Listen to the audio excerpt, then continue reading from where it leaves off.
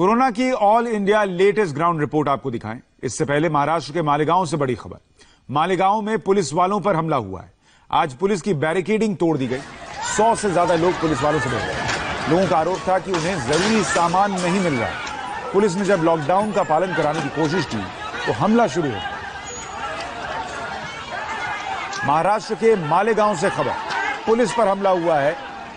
Barricading तोड़कर police वालों से भिड़ गए लोग। बताया जा रहा कि लोग इस बात से नाराज थे कि उनको सामान नहीं मिल रहा। 100 से ज्यादा लोग पुलिस वाले से भिड़ गए हैं। जरूरी सामान नहीं मिलने को लेकर उनकी नाराजगी थी। इस तस्वीर में अगर आप देखिएगा तो जो बैरिकेडिंग की गई थी वो गिरी हुई दिखती है और हलचल वहां पर नजर आ रही है। पुलिस की वैन आई है। यहीं पर बताया जा रहा है कि पुलिस से भिड़ गए थे लोग। मालेगांव की घटना, महाराष्ट्र के मालेगांव।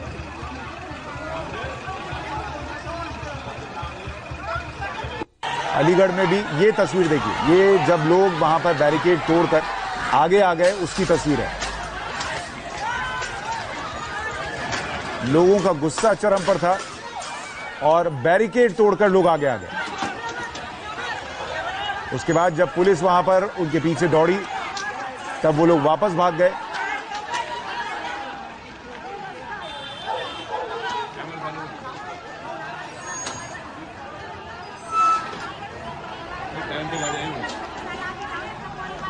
महाराष्ट्र में लेकिन सवाल उठ रहे हैं कि क्या लोगों तक राशन, जरूरी सामान नहीं पहुंच रहा। और उसकी हकीकत बयां करती ये तस्वीर है कि लोगों का गुस्सा जो है अब वो सड़क पर देखने को मिल रहा है। पुलिस के बैरिकेड को तोड़कर लोग किसी तरीके से चाह रहे थे कि उन्हें सामान मिल जाए।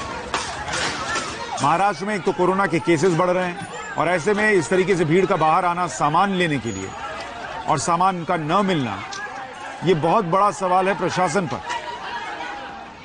लोगों को इस तरीके से बाहर क्यों आना पड़ रहा है और क्यों इतनी भीड़ इकट्ठा हो गई? सोशल डिस्टेंसिंग का क्या हुआ? पुलिस क्या कर रही थी? इन लोगों को पहले ही क्यों नहीं रोका गया? बैरिकेड तोड़ने की स्थिति क्यों आई? इन लोगों को समझाया क्यों नहीं किया? इनके घरों तक राशन क्यों नहीं पहुंचा? राजेश सिंह हमारे सहयोगी जुड़ गए। राजेश, जरा आप बताइए ये स्थिति क्यों बनी?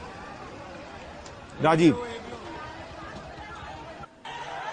देखिए, स्थिति क्यों बनी उसको लेकर प्रशासन का साफ तौर पर कहना है कि दरअसल मालेगांव कोरोना के लिए एक बड़ा हॉट स्पॉट बन गया है। कई मामले वहां पर सामने आए हैं और कई इलाके ऐसे हैं जो कंटेनमेंट जोन घोषित किए गए हैं। और कंटेनमेंट जोन घोषित करने के बाद में यहाँ पर जो इसेंशियल सर्विसेज प्रोवाइड करने की बात है वो प्रशासन की तरफ से किया जाना चाहिए, लेकिन लोगों को जरूरी सामान नहीं मिल पा रहा है। ऐसे में लोग मजबूरीवश कह सकते हैं कि बाहर आए, लेकिन बड़ी संख्या में आए और उनका गुस्सा फूट पड़ा। जो एलम्मा पुल है मालेगांव का, उस पुल पर पुलिस ने बैरिकेड लगाकर यहाँ पर आवाजाही बंद कर रखी थी। उस पुल पर लोगों की भीड़ आ गई। लगभग 100 से 150 के करीब लोग दिखाई दे रहे हैं पुल पर।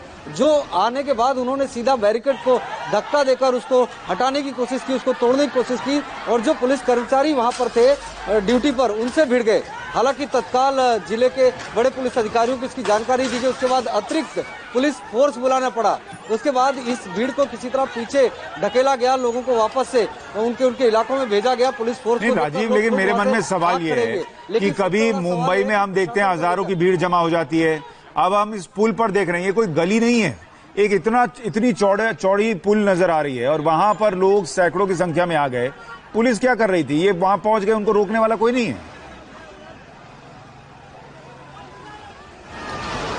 बिल्कुल यही सवाल खड़े होता है, क्योंकि जिस जगह पर लोग पहुंचे वहां पर तो नाकाबंदी थी, लेकिन जिस मोहल्ले से, जिस इलाके से ये लोग निकलकर एलम्मा पुल तक आए, संगमेश्वर किले के पास में, वहां तक ये भीड़ आई कैसे, वो भी इतनी बड़ी तादाद में। और जब ये भीड़ अलग अलग मोहल्लों से, अलग अलग इलाकों से, जो कि कंटेनमेंट जोन घोषित किए गए हैं, वहां से निकल कर आ रहे थे, उस वक्त क्या पुलिस प्रशासन की नजर इन पर नहीं पड़ी? और जब इन लोगों को एसेंशियल सर्विसेज, जो जीवनावश्यक चीजें हैं, वो नहीं मिल पा रहा था, तो प्रशासन को क्या इसकी जानकारी नहीं थी या प्रशासन यहाँ तक जरूरी सामान क्यों नहीं मुहैया करा पा रहा था?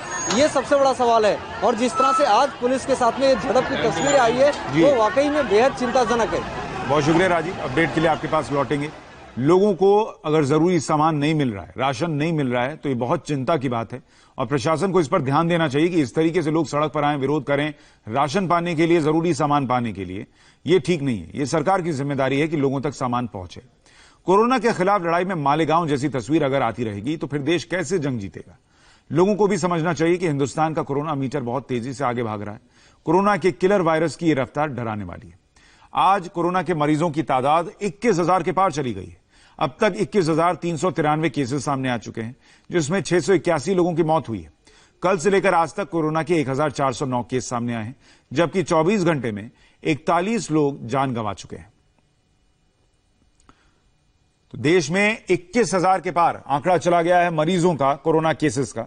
4,258 ठीक हुए हैं और 681 लोगों की मौत हुई है। और ऐसे में एक एक ऐसी घटना जो मालेगांव में आई, जो कल अलीगढ़ में सामने आई या देश के दूसरे हिस्सों में आ रही है, ये एक एक घटना घातक साबित हो सकती है।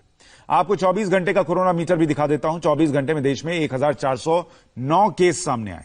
कभी याद कीजिए कि 200-300 केसेस सामने आ रहे थे एक दिन में, अब 1,400-1,500 के आसपास पहुंच रहा है मामला। 41 लोगों की मौत हो गई है एक दिन में 24 घंटे के अंदर। देश के 5 राज्यों में ही करीब 500 लोगों की मौत हुई है। महाराष्ट्र में सबसे ज्यादा 269 लोगों की जान जा चुकी है। मौत के मामले में दूसरा नंबर गुजरात का है, 103 लोगों ने अपनी जान गंवाई है। मध्य प्रदेश में कोरोना से 80 लोगों की जान गई है। दिल्ली में 48 और राजस्थान में 27 लोगों की जान कोरोना की वजह से गई है। अब आपको 4 तस्वीरें दिखाता हूं। जब से कोरोना का कहर शुरू हुआ है तब से महाराष्ट्र देश का हॉटस्पॉट बना हुआ है। यहां कोरोना संक्रमण का केस 5,649 हो चुका है और 269 लोगों की जान जा चुकी है।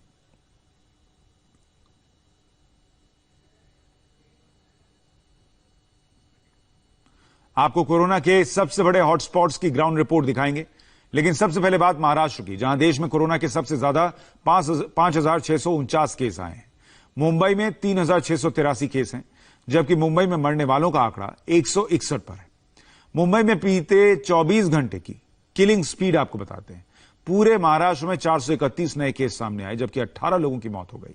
सिर्फ मुंबई की बात कीजिएगा तो 228 नए केस सामने आए हैं और 10 लोगों की मौत हुई है मुंबई में। महाराष्ट्र में बीते 24 घंटे में 18 मौतें हुई हैं, जिसमें से मुंबई में 10 हुई हैं, पुणे में 2, औरंगाबाद में 2, कल्याण और डोंबिवली का इलाका है, वहां पर 1 मौत हुई, सोलापुर में 1 मौत हुई, जलगांव और मालेगांव में 1-1 मौत की खबर है।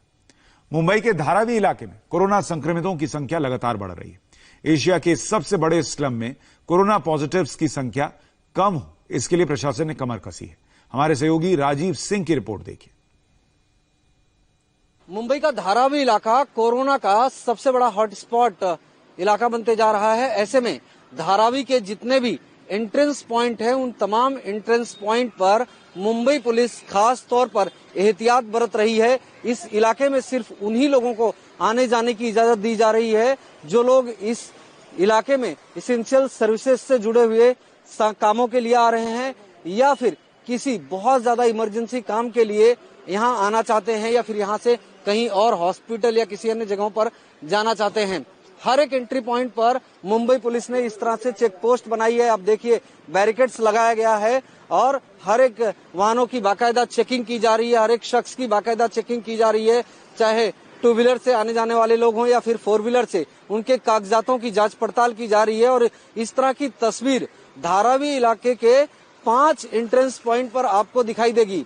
धारावी इलाके में बुधवार देर शाम तक 189 लोग कोरोना पॉजिटिव पाए गए थे, जबकि 12 लोगों की मौत अभी तक मुंबई के धारावी इलाके में हो चुकी है। अगर मुंबई की बात करें तो मुंबई में अभी तक 3,600 से ज्यादा कोरोना पॉजिटिव केसेस सामने आए हैं, जबकि 161 लोगों की मौत हुई है।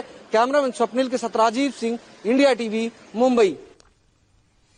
अब आपको देश के सबसे बड़े राज्य यूपी के बारे में बताते हैं। वहां कोरोना की स्थिति क्या है। यूपी में 112 नए केस सामने आए। टोटल केसेस 1,449 हो चुके हैं, जबकि 21 लोगों की मौत उत्तर प्रदेश में अब तक हुई है। अगर लखनऊ की बात करें तो बीते 24 घंटे में सिर्फ 1 नया केस वहां पर सामने आया है, जो कि अच्छी बात है। आगरा में नए केसेस 18 हैं। नोएडा में टोटल केस 103 है, लेकिन यहां भी अच्छी बात यह है कि बीते 24 घंटे में सिर्फ 1 केस सामने आया है। लखनऊ कोरोना का बड़ा सेंटर है, लेकिन राहत की बात यह है कि लखनऊ में कोरोना पॉजिटिव्स की संख्या में लगातार गिरावट आ रही है। हमारे सहयोगी विशाल प्रताप सिंह की रिपोर्ट। पूरे देश भर में कोरोना के खिलाफ निर्णायक लड़ाई जारी है। हम मौजूद हैं इस समय यूपी की राजधानी लखनऊ में। और अगर उत्तर प्रदेश में टोटल फिगर्स की बात किया जाए तो 1473 अब तक यहां पर केसेस आ चुके हैं कोरोना पॉजिटिव के, जबकि 173 लोग डिस्चार्ज किए जा चुके हैं अपनी तबीयत ठीक होने के बाद। उत्तर प्रदेश में अब तक 21 लोगों की मौत हुई है, लेकिन जिस तरीके से राजधानी लखनऊ ने पिछले 4 दिनों से एहतियात बढ़ाई है, सीलिंग पे निश्चित तौर पर और ज्यादा एक्स्ट्रा अवेयरनेस देखी गई है। यही वजह है कि लखनऊ में पिछले 4 दिनों में 2 पेशेंट, 2 पेशेंट, 1 पेशेंट और 1 पेशेंट, इस तरीके के जो फिगर्स आ रहे हैं, निश्चित तौर पर लखनऊ के लिए, उत्तर प्रदेश के मुख्यमंत्री के लिए ये निश्चित तौर पर बेहद अच्छी हैं, क्योंकि लखनऊ में जिस तरीके से कुछ दिनों में केसेस ज्यादा आए थे, 17 हॉटस्पॉट हैं शहर में, बावजूद इसके अगर संख्या इनकी नहीं बढ़ रही है तो ये अपने आप में कहा जा सकता है कि मुख्यमंत्री योगी आदित्यनाथ जिस तरीके से अपनी टीम 11 के साथ बैठक कर रहे हैं, अधिकारियों को दिशा निर्देश दे रहे हैं, ये कहा जा सकता है कि लखनऊ की स्थिति काफी बेहतर हुई है। लेकिन अगर दूसरे जिलों की बात किया जाए उत्तर प्रदेश की, तो वहां पे कहीं ना कहीं जो कॉन्ट्रैक्ट हिस्ट्री है, इसके अलावा ट्रैवल हिस्ट्री है, और सबसे महत्वपूर्ण बात यह है कि जमातियों से संपर्क करने के बाद जिन लोगों के अंदर इस तरीके की पॉजिटिव रिपोर्ट्स आई है, निश्चित तौर पर उनका इलाज चल रहा है, उन सभी को क्वारंटीन किया गया है। लेकिन जिस तरीके से लखनऊ में स्थिति बेहतर हुई है पिछले 4 से 5 दिनों में, यह कहा जा सकता है कि कोरोना के खिलाफ इस निर्णायक लड़ाई में उत्तर प्रदेश की राजधानी लखनऊ पिछले 4 से 5 दिनों से काफी बेहतर स्थिति में नजर आ रही है। कैमरामैन मकसूद आलम के साथ विशाल प्रताप सिंह, इंडिया टीवी, लखनऊ।